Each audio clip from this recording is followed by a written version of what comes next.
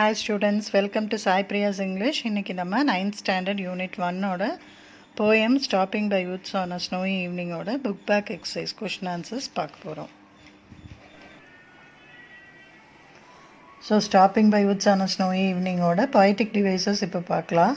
First rhyming words, rhyme scheme பார்க்கலாம். Rhyming wordsல பார்த்தீங்கன்னா இந்த first 4 linesல no, snow, no, though, snow. இந்த ஹியருங்கிறது டிஃப்ரெண்ட்டாக இருக்குன்னா ஏ ஏ செகண்ட் ஸ்டான்ஸால் பார்த்தீங்கன்னா க்யூர் நியர் இயர்.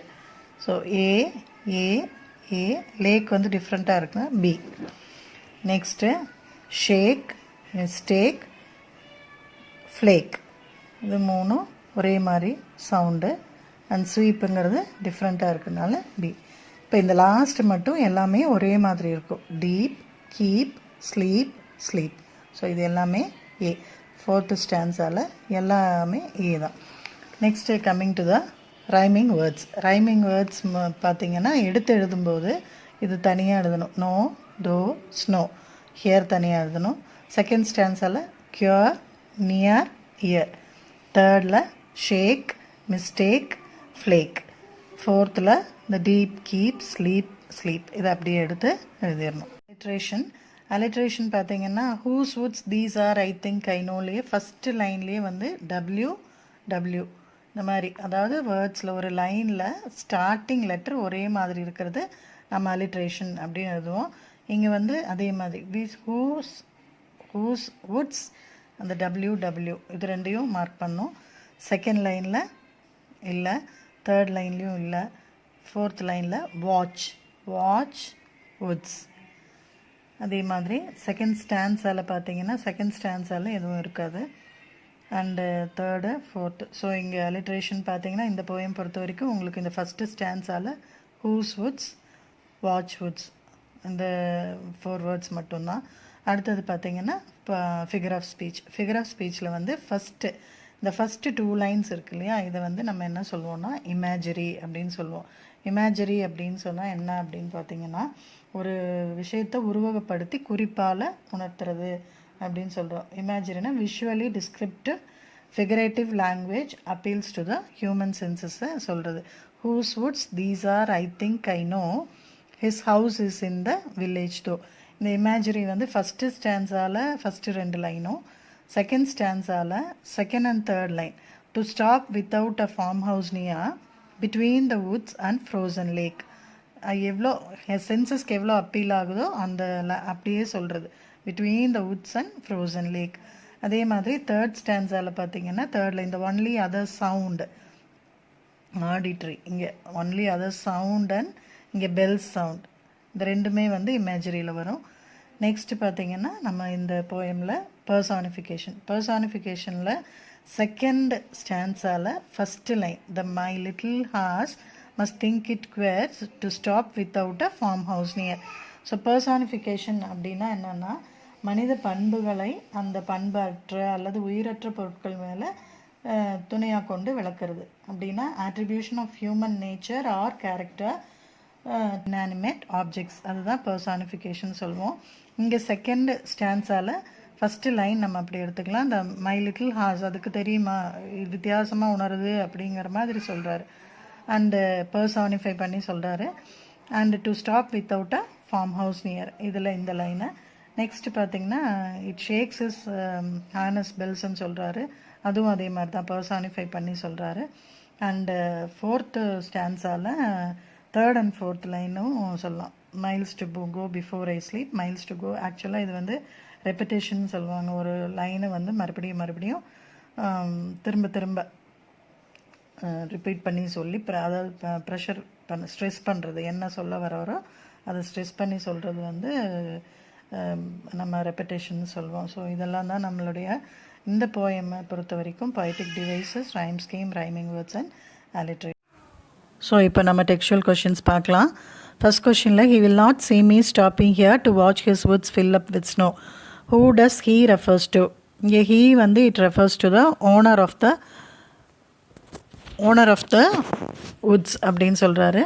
இப்போ சீசன் நீங்கள் எப்படி ஐடென்டிஃபை பண்ணுவீங்க செகண்ட் கொஷின்லனா அந்த செகண்ட் லைனை பாருங்கள். To watch his woods fill up with snow.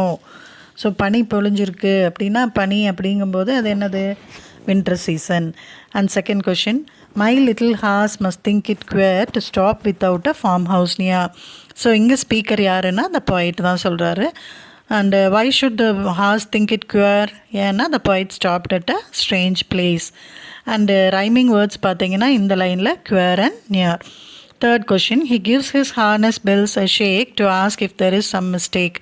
இந்த இடத்துல he refers to the horse.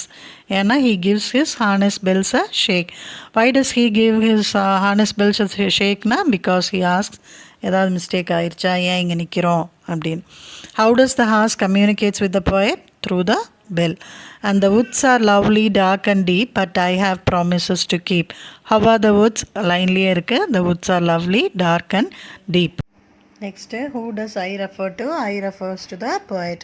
What are the promises the speaker is talking about? Responsibilities to be completed before he sleeps. அப்படின்னா responsibilities to be done before he dies. அடுத்தது miles to go before I sleep வந்து why has the poet repeated the last line? To stress the importance of responsibilities. Explain miles to go before I sleep வந்து என்ன சொல்கிறாருன்னா, the poet has many duties to do before he sleeps as well as he dies. And whose woods these are? I think I know whose house is in the village na? The owner. And what is the poet thinking? The poet is thinking about the owner of the house. So இந்த ரெண்டு point வந்து என்னென்னா, whose ஹவுஸுங்கிறது வில்லேஜில் இருக்கிறது கொஸ்டின்லேயே இருக்குது. Point திங்கிங்கிறது வந்து is thinking about the owner of the house. Next, the darkest evening of the year. What is the time refer to here is evening time. And darkest ஈவினிங்னு ஏன் சொல்கிறாருன்னா, இட்ஸ் த டஸ்க்கு, அதனால் அப்படி சொல்கிறாரு. The woods are lovely, dark and deep. Why are the woods lovely? The wood is natural, so it is lovely. Why are the woods dark and deep? The trees are thickly grown. அங்கே அடர்ந்த காடாக இருந்தது. The poet வந்து எங்கே இருக்கார்? இந்த middle of the forest, நடுவில், காட்டுக்கு நடுவில் இருக்கார். So the woods words dark and deep அப்படிங்கிறத மென்ஷன் பண்ணியிருக்கிறாரு. அடுத்தது சம்மரியில் பார்த்தீங்கன்னா, after a long travel the poet entered a dash அப்படின்னு கொடுத்துருக்காங்க, வுட்டுன்னு எழுதணும். He wanted to whom the wood belonged to, அது நமக்கு தெரியும். He realized that the owner of the wood lived in the village. He was happy that the owner would not be able to see him stopping to watch the snow fill the woods, and the poet felt the horse would think it was strange to stop near the woods, as he had never wait. அடுத்தது, he was actually standing between the woods and frozen lake.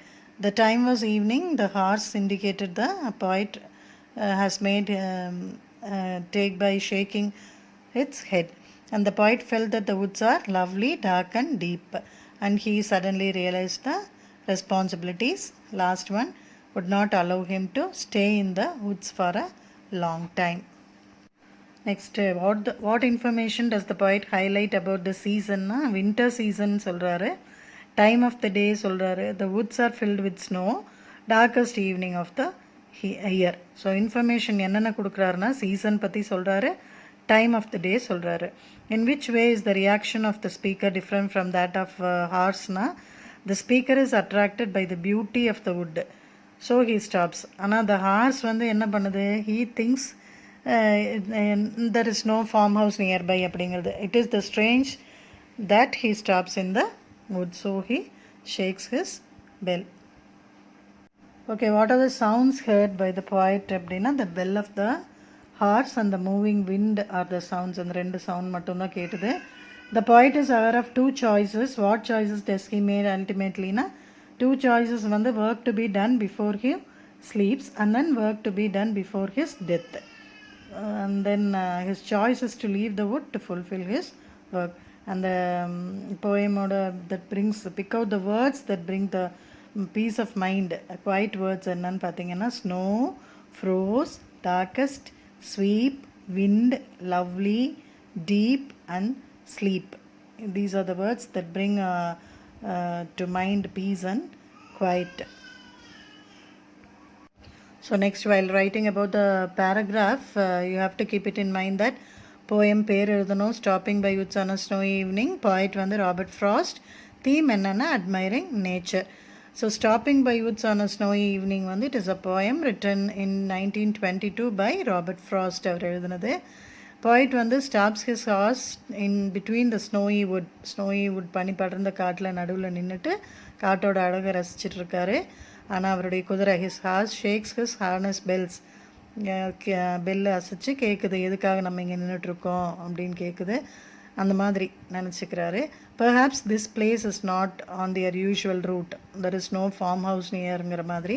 The poet is attracted by the deep dark silence of his surroundings and he feels compel to move further into the snowy woods. மறுபடியும் இன்னும் உள்ளே போய் பார்க்கணும், இந்த காட்டையெல்லாம் ரசிக்கணும்னு நினைக்கிறாரு.